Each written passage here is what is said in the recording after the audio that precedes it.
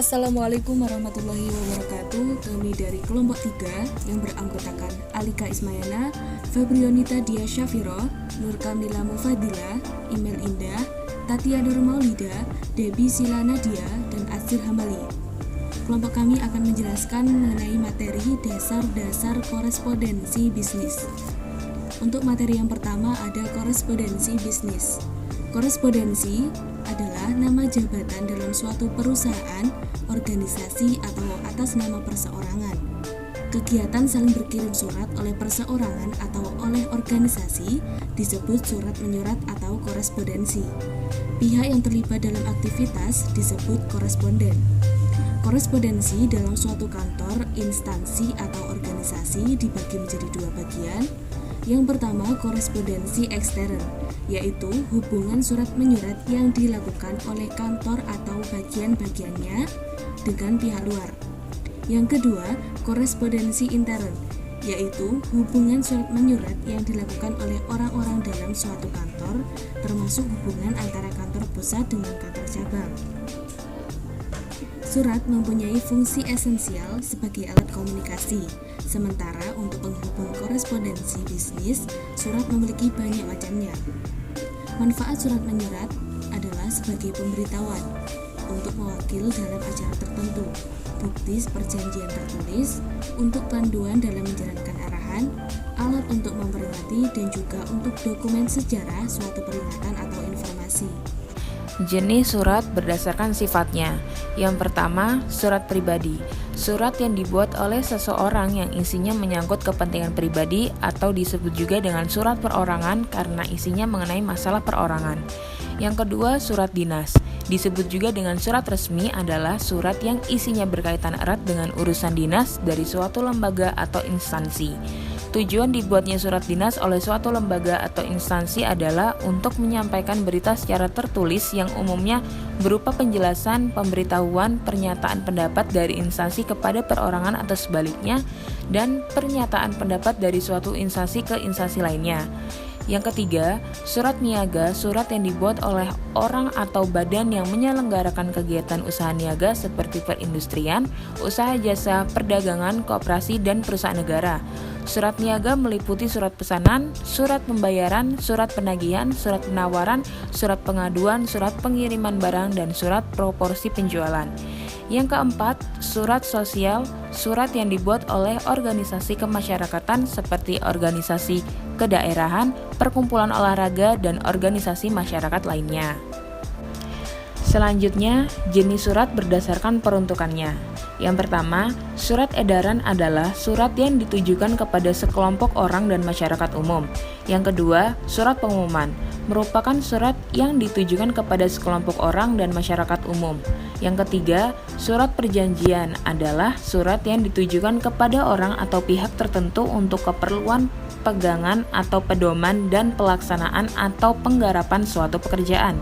Yang keempat, surat keputusan merupakan surat yang ditujukan kepada orang atau pihak tertentu sebagai pegangan atau pedoman dan pelaksanaan atau penggarapan suatu pekerjaan. Selanjutnya, surat berdasarkan wujudnya. Berdasarkan wujudnya, surat terbagi menjadi 4. Yang pertama ada kartu pos. Kartu pos adalah salah satu media untuk berkirim surat tanpa menggunakan amplop sebagaimana surat pada umumnya. Karena itu, isi surat biasanya bersifat umum atau tidak rahasia dan ditulis dengan singkat. Yang kedua, surat telegram atau surat kawat adalah berita yang dikirim dengan menggunakan telegraf. Isi surat ditulis dengan singkat, padat, dan jelas. Biasanya huruf yang dipakai adalah huruf kecil, namun khusus telegram pemerintah, huruf yang digunakan adalah huruf kapital. Kemudian yang ketiga ada surat biasa, yaitu surat yang ditulis di atas kertas surat biasa dan dikirimkan dengan biaya yang biasa. Kemudian yang keempat ada surat memo atau memorandum, yakni surat yang digunakan sebagai sarana komunikasi internal di suatu kantor atau organisasi. Biasanya bersifat informal dan dibuat oleh atasan kepada bawahannya atau sebaliknya atau antar pejabat yang setingkat. Umumnya berupa permintaan, pemberitahuan, atau hal lainnya.